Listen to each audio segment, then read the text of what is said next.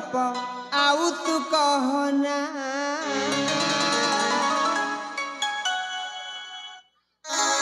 प्रेम गप आउ तू कहना लो प्रीति प्रवीणा प्रेम गप आउ तू कहना प्रेम गप आउ तू कहना लो प्रीति प्रवीणा प्रेम गप आउ तू कहना सेवा करी तुम्हें करी दे लरुणी तुम्हें पराते ही सेवार देखनी सेवा करी तुम्हें करी दे लरुणी तुम्हें पराते ही सेवार देखनी से जाने मते फसाना से जाने मते फसाना लोक प्रवीणा प्रेम गप आउ तू कहना प्रेम गप आउ तू कहना लोक प्रवीणा प्रेम गप आउ तू कहना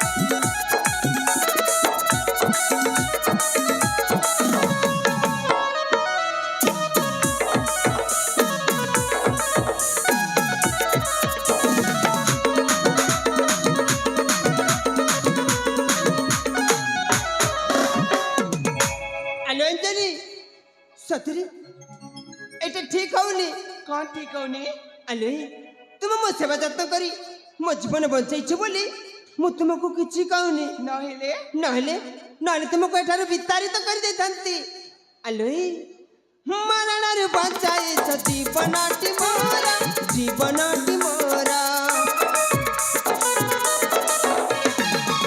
बदन में देई गाल साजिया पणारा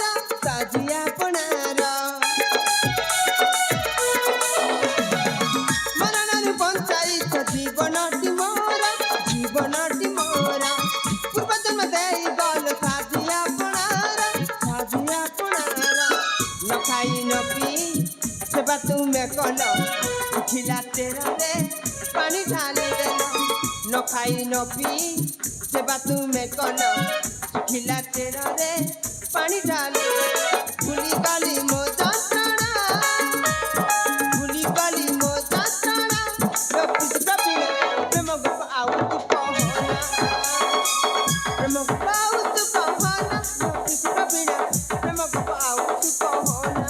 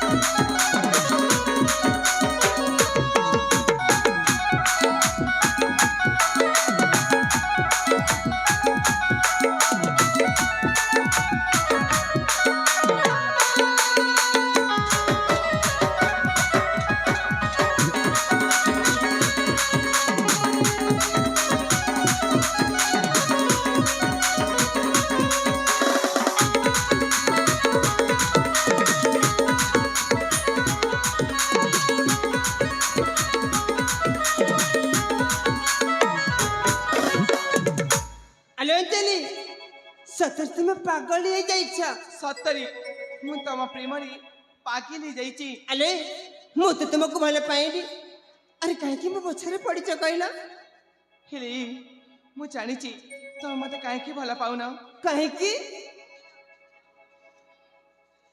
अले सांग माने हालो देखो ना तुम माने समस्त अच्छे बोली एई जुबना तो लाजै जाई कि से मते भला पाउनी बोली कहउचंती 7 किलो हेले तुम माने गोटे काम करे ना कणालो तुम माने मती सेई नय कुला को जाई ଅପେକ୍ଷା କରିବ। ହ୍ୟାଲୋ ମୁଁ ଯେମିତି ହେଲେ ବି ଏଇ ପରଦେଶକୁ ପଟେଇକି ଯିବି। ସତରେ ଏ ଅପା ଯେମିତି କଲେ ବି ପଟେଇକି ଆସିବ ତ। ଯେମିତି କଲେ ବି ଏଇ ପରଦେଶକୁ ହିଁ ପଟେଇକି ଯିବି। ତାହେଲେ ଯାଉଛୁ ଲୋ। ତେବେ ଚାଲ ମକରା।